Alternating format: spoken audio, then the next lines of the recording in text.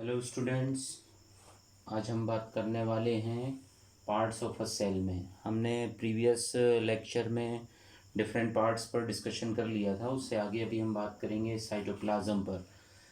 Cytoplasm क्या है actual में? ये एक तरीके का प्रोटोप्लाज्मिक मास है जो कि कहाँ कहाँ प्रेजेंट है। आउटसाइड द न्यूक्लियस है और इनसाइड द सेल मेम्ब्रेन जो कंटेंट होगा वो कहलाएगा साइटोप्लाज्म। अगर हम साइटोप्लाज्म को बोलें तो साइटोप्लाज्म में दो पार्ट होंगे। एक तो पार्ट कहलाएगा साइटोसोल, जिसको हम बोलते हैं साइटोप्लाज्मिक मैट्रिक्स, और दूसरे पार्ट को में जो होगा जो कहलाएगा उसका सेल ऑर्गेनली वाला पार्ट। तो ये दो कंटेंट एक साइटोप्लाज्म में अवेलेबल होते हैं। तो अगर हम साइटोसोल की बात करें तो ये फ्लूइड पार्ट ऑफ साइटोप्लाज्म कहलाएगा, और इसमें बहुत इसको हम ऐसा बोल सकते हैं कि वो होमोजेनस होगा। साइटोप्लाज्म जो होगा वो क्रिस्टल कोलाइडल लिक्विड होगा, और ये अपने में वाटर है, आयंस है, एंजाइम्स है, विटामिन्स हैं, अमीनो एसिड्स हैं, कार्बोहाइड्रेट हैं, लिपिड्स है, प्रोटीन्स हैं, ये सब कुछ अपने में कैरी करेगा। और जबकि अगर हम बात करें सेल ऑर्गेनली की, तो सेल ऑर्गेनली कुछ सब माइक्रोस्कोपिक स्ट्रक्चर्स होते हैं। ये सब साइटोप्लाज्म में जो है वो डिस्ट्रीब्यूटेड रहते हैं और अपनी डिफरेंट एक्टिविटीज़ और फंक्शंस परफॉर्म करते रहते हैं। तो इस तरीके से दो कंटेंट होते हैं साइटोप्लाज्म में। तो जनरली अगर हम बात करें तो जो जनरली मीन मतलब कि जो कई सारे जो मेम्ब्रेन बाउंड ऑर्गेनलीज जो होते हैं वो प्रोकारियोट्स में तो एब्सेंट होते हैं, बट बाकी कंटेंट होगा, साइटोसोल का कंटेंट उसमें अवेलेबल होगा। जबकि हम वायरस के केस में अगर बात करें तो वायरस जो होते हैं वो अपने में साइटोप्लाज्म उनमें लैक होता है। ये उनकी एक इम्पॉर्टेंट कैरेक्टरिस्टिक है। और अगर हम बात करें तो जो पूरा इसके जो इसमें कंटेंट है तो इसको हम एक्वस जेली लाइक सब्सटेंस इसमें होता है। ये फंक्शन कर सकते हैं, एक्टिविटीज़ है, डाइजेशन है, सिंथेसिस है, एनर्जी का रिलीज है। और इसके एक्वस जेली लाइक सब्सटेंस में जो होगा वो वाटर है, ऑक्सीजन है, कार्बोहाइड्रेट, लिपिड, प्रोटीन्स और अमीनो एसिड्स की प्रेजेंस होती है। तो इस बेसिस पर अगर हम सेल के फंक्शंस जो हैं, साइटोप्लाज्म के जो फंक्शंस हैं वो कई सारे सिंथेसिस करता है, जैसे न्यूक्लियोटाइड्स बनाएगा, कार्बोहाइड्रेट बनाने में मदद करेगा, फैटी एसिड का सिंथेसिस करेगा, रॉ मटेरियल प्रोवाइड करेगा, चाहे वो न्यूक्लियस में कंटेंट जाना हो या बाकी किसी सेल ऑर्गेनलीज के अंदर कोई कंटेंट जाना है तो उसको भी साइटोप्लाज्म ही प्रोवाइड कराता है। रेस्पिरेशन करने में मदद करता है। सेल की एक इम्पॉर्टेंट प्रोसेस है जो कि यूनिवर्सल प्रोसेस भी कहलाती है, वो एक दैट इज़ कॉल्ड ग्लाइकोलिसिस, ये परफॉर्म होती है। और अगर सेल एनारोबिक सिस्टम अगर परफॉर्म करती है, रेस्पिरेशन करती है, तो वो भी साइटोप्लाज्म के मैट्रिक्स से ही परफॉर्म होता है। तो ये बड़े इंपॉर्टेंट फंक्शन है। देन नेक्स्ट अगर हम बात करें पार्ट्स ऑफ सेल में तो वो है सेल ऑर्गेनलीज। तो सेल ऑर्गेनलीज एक्चुअल में सब माइक्रोस्कोपिक स्ट्रक्चर है जो यूकारियोट्स में मिलते हैं। अगर हम बात करें तो इनको बेसिकली तीन तरीके से हम डिवाइड कर सकते हैं on the basis of their membranes covering. तो सेल ऑर्गेनली तीन टाइप में डिवाइड हो जाते हैं। एक तो होते हैं मेम्ब्रेन लेस ऑर्गेनलीज, जैसे कि राइबोसोम, सेंट्रोसोम।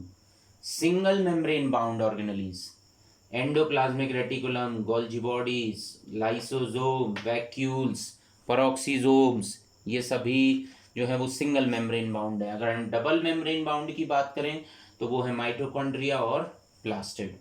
अभी इन सेल ऑर्गेनलीज में से हम कुछ इंपॉर्टेंट सेल ऑर्गेनलीज के बारे में डिस्कशन करेंगे। जैसे कि पहला सेल ऑर्गेनली है जैसे हम बात करें तो दैट इज राइबोसोम्स। राइबोसोम्स इसको सबसे पहले ऑब्जर्व किया था वो साइंटिस्ट थे क्लॉड 1941 में, जबकि इसकी सबसे इसको इन्होंने इलेक्ट्रॉन माइक्रोस्कोप की मदद से देखा था और इसको इन्होंने नाम दिया था माइक्रोसोम। माइक्रो मीन्स स्मॉल और सोम मीन्स बॉडी, तो स्मॉल बॉडी इसको नाम दिया गया था। बट इसका एक्चुअल में नाम जो है वो दिया था नेम गिवन बाय पैलेड, इसीलिए इसको हम पैलेड पार्टिकल्स भी बोलते हैं राइबोसोम के लिए। ये सबसे स्मॉलेस्ट सेल ऑर्गेनली किसी सेल में प्रेजेंट होते हैं। तो ये राइबोसोम जो है मेन इनका जो फंक्शन है ये साइट ऑफ प्रोटीन सिंथेसिस हैं। और ये जो ऑर्गेनेली की अगर हम बात करें, राइबोसोम जो है ये दोनों जगह प्रेजेंट होते हैं। ये प्रोकारियोट्स में भी मिलते हैं, यूकारियोट्स में मिलते हैं, बट इनकी में डिफरेंसेस ये होता है कि प्रोकारियोट में 70S राइबोसोम होते हैं और यूकारियोट्स में 80S राइबोसोम्स होते हैं। दोनों में मॉलिक्यूलर वेट में डिफरेंस होता है। तो राइबोसोम दो टाइप के हैं, वो होते हैं 70S और 80S। 70S की जो टोटल सब यूनिट है वो दो छोटी छोटी सब यूनिट से मिलके बनती है, वो है 50S और 30S। दोनों मिलके बन जाते हैं 70S। यहाँ S रिप्रेजेंट करता है स्वेडबर्ग यूनिट को। और ऐसे राइबोसोम प्रोकारियोट्स में मिलते हैं। और अगर हम यूकारियोट्स में 70S राइबोसोम की बात करें तो वो मिलते हैं माइटोकॉन्ड्रिया और प्लास्टिड्स के अंदर, वो भी क्लोरोप्लास्ट में। देन 80S राइबोसोम, इसकी बड़ी सब यूनिट है वो 60S है और दूसरी सब यूनिट है 40S। दोनों मिलके बनाते हैं 80S। और ये केवल और केवल यूकारियोट्स में मिलते हैं, उनके साइटोप्लाज्म में, उनके रफ एंडोप्लाज्मिक रेटिकुलम की सरफेस पर, न्यूक्लियर मेम्ब्रेन की सरफेस पर, तो ये वहाँ मिलेंगे। अगर स्ट्रक्चर की बात करें राइबोसोम, जैसा कि यहाँ रिप्रेजेंटेड है, यहाँ पर अगर राइबोसोम में अगर 70S की बात करें तो एक छोटी सब यूनिट होगी 30S, एक बड़ी सब यूनिट होगी 50S। तो स्मॉल एंड लार्ज सब यूनिट। राइबोसोम की इन सब यूनिट्स के अंदर जो प्रोटीन से बनी होती हैं, ये दोनों सब यूनिट प्रोटीन से मेड ऑफ होती हैं, और इन राइबोसोम की सब यूनिट्स के अंदर होते हैं RRNA। इस बेसिस पर राइबोसोम का एक दूसरा नाम बन जाता है ribo nucleo protein. Ribo nucleo protein, ribo nucleo मतलब इसके अंदर कौन सा आरएनए है, राइबो न्यूक्लिक एसिड RRNA है, और प्रोटीन से मेड ऑफ है, इसलिए इसका नाम हो जाता है राइबो न्यूक्लियो प्रोटीन। तो ये राइबोसोम का एक्चुअल में बात करते हैं। राइबोसोम का मेन फंक्शन है प्रोटीन का सिंथेसिस करना। देन अगले कंटेंट में अगर हम बात करें, दैट इज कॉल्ड सेंट्रोजोम। तो सेंट्रोजोम जो है वो टू ग्रेन्यूल्स से फॉर्म्ड होते हैं और ये सराउंड करते हैं सेंट्रोस्फियर से, दैट इज कॉल्ड सेंट्रोजोम। तो इसमें हम बात करते हैं, ये केवल एनिमल सेल में मिलते हैं, कुछ में नहीं मिलते एक्सेप्ट जैसे RBC, क्योंकि उसको डिवीज़न नहीं करना है। तो सेंट्रोजोम जिसमें होगा उसमें डिवीज़न की कैपेसिटी में ये हेल्प करते हैं, क्योंकि ये एस्टर फाइबर्स बनाते हैं जो कि क्रोमोजोम को ड्रैग करने में हेल्प करते हैं, ये aster fibres during cell division. Then अगर हम बात करें तो सीलिया और फ्लैजिला में ये बेसल बॉडी बनाने में मदद करते हैं। तो सेंट्रोजोम अपने आप में फंक्शनल बॉडी होते हैं सेल के अंदर। देन अगले सेल ऑर्गेनेलीज के बारे में अगर हम बात करें, that is called endoplasmic reticulum. Endoplasmic reticulum जो है, ये एंडोप्लाज्मिक रेटिकुलम को सबसे पहले ऑब्जर्व किया था गार्नियर ने 1897 में, और इसका टर्म दिया था पोर्टर ने 1952 में। ये एक मेम्ब्रेन बाउंड नेटवर्क है जो एनक्लोज करता है फ्लूइड फिल्ड ल्यूमेन के लिए।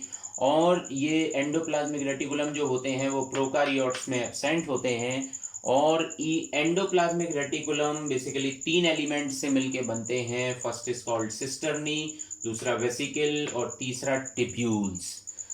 तो अगर हम एंडोप्लाज्मिक रेटिकुलम की बात करें तो एंडोप्लाज्मिक रेटिकुलम जो है वो प्रेजेंस और एब्सेंस ऑफ राइबोसोम, अगर उसके इन तीनों में से सिस्टर्नी, टिब्यूल और सिस्टर्नी और वेसिकल जो है, अगर किसी एंडोप्लाज्मिक रेटिकुलम की सरफेस के ऊपर राइबोसोम है तो वो बन जाता है रफ एंडोप्लाज्मिक रेटिकुलम, जिसको कि हम ग्रेन्युलर एंडोप्लाज्मिक रेटिकुलम से भी रिप्रेजेंट कर सकते हैं। फिर दूसरा है ऐसा जिसके ऊपर राइबोसोम्स की प्रेजेंस नहीं होगी, जिसकी मेम्ब्रेन के ऊपर, तो ये बन जाएंगे स्मूथ और ए ग्रेन्युलर एंडोप्लाज्मिक रेटिकुलम।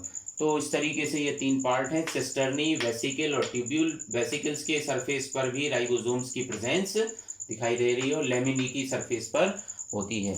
अब अगर हम रोल में बात करें तो common function of endoplasmic reticulum, ये ट्रांसपोर्टेशन करते हैं मटेरियल्स का बिटवीन साइटोप्लाज्म एंड न्यूक्लियस में। और अगर हम इसमें बात करें तो ये साइटोस्केलेटन भी बनाते हैं सेल का, ये मैकेनिकल सपोर्ट देते हैं, शेप देते हैं सेल के लिए। और अगर बात करें, अगर अलग अलग फंक्शन की बात करें तो रफ एंडोप्लाज्मिक रेटिकुलम जो है वो प्रोटीन सिंथेसिस में मदद करते हैं और smooth endoplasmic reticulum lipid synthesis में मदद करते हैं। इनका एक अगर दोनों के फंक्शंस को कॉमन मिला लिया जाए, ये प्रोटीन बनाते हैं, ये लिपिड बनाते हैं, तो प्रोटीन और लिपिड से बन सकती है मेम्ब्रेन। तो ये मेम्ब्रेन बायोजेनेसिस में भी रोल प्ले करते हैं। और इसके अलावा इनके दूसरे क्रूशियल फंक्शंस हैं, ये हार्मोन और एंजाइम्स का सिंथेसिस अपने में करते हैं। और एसईआर तो हेल्प करता है detoxification of poison and drugs. जो भी ड्रग और मेडिसिन जो लिए जाते हैं उनको डिटॉक्सिफाई करने में स्मूथ एंडोप्लाज्मिक रेटिकुलम हेल्प करता है। तो ये इनके फंक्शंस हो गए। देन अगले सेल ऑर्गेनेली में अगर हम बात करें, दैट इज कॉल्ड लाइसोसोम, जिसको कि हम सुसाइडल बैग के नाम से भी जानते हैं। तो जो लाइसोसोम है, सबसे पहले इसको डिस्कवर किया था डी डुवे ने 1955 में। और लाइसोसोम्स जो हैं ये फॉर्म होते हैं गोल्जी बॉडीज से, और इसके अंदर बहुत सारे जो हैं ये अपने में हाइड्रोलाइटिक एंजाइम्स कैरी करता है। वो एंजाइम हो सकते हैं जैसे कि प्रोटीएज, डीएनएज, आरएनएज, लाइपेजेज, बहुत सारे एंजाइम्स जो कि कोई भी अगर इंट्रासेलुलर डाइजेशन परफॉर्म कराना है तो ये उसमें हेल्प करते हैं। इसके अलावा ये फॉरेन मटेरियल को डिस्ट्रॉय करने में भी हेल्प करते हैं, जैसे बैक्टीरिया है या कोई भी फॉरेन पार्टिकल, कोई प्रोटीन्स है जो आउटसाइड से आया हुआ है उसको डाइजेस्ट करा सकते हैं ये। देन इसके अलावा अगर हम बात करें, अगर कोई सेल ऑर्गेनेलीज डिसफंक्शनल हो गया है तो ये रिमूव कर सकते हैं उस सेल ऑर्गेनेलीज को, उसको डाइजेस्ट करके। सो देन अगला अगर हम फंक्शन की बात करें तो अगर किसी लाइसोसोम अगर ये बस्ट हो जाते हैं अगर सेल के अंदर, तो ये ओन सेल को ही डिस्ट्रॉय कर सकते हैं। तो ये अगर सेल के मेटाबॉलिज्म में अगर कोई डिस्टरबेंस होता है तो जनरली लाइसोसोम जो होते हैं वो बस्ट हो जाते हैं और पूरी सेल ही डिस्ट्रॉय हो जाती है। सो इस तरीके का फंक्शन भी लाइसोसोम ही परफॉर्म करते हैं। और अगर हम इनके बेसिक अगर जनरल रोल की बात करें तो ये डिफेंस में तो मदद करते हैं क्योंकि ये फॉरेन पार्टिकल्स को डाइजेस्ट कर सकते हैं। अगर सेल के अंदर डाइजेशन, नॉर्मल डाइजेशन करना है तो ये प्रोटीन को है, लिपिड को है, उसको डाइजेस्ट करने के लिए ये अपने में एंजाइम्स कैरी करते हैं। ये सेलुलर स्कैवेंजर्स बन जाते हैं। देन अगर बात करें तो जो फ्रॉग होता है उसमें एक बड़ी इंपॉर्टेंट प्रोसेस होती है मेटामॉर्फोसिस, जो उसकी टेडपोल स्टेज से उसको एडल्ट फ्रॉग बनाने की जो स्टेज है जिसमें कि उसकी टेल का हटना जरूरी है, उसमें भी लाइसोसोम फंक्शनल रोल प्ले करते हैं। So this is about some cell organelles. Next हम उसमें बात करेंगे माइटोकॉन्ड्रिया और क्लोरोप्लास्ट और अदर रिमेनिंग सेल ऑर्गेनेलीज के बारे में। So thank you.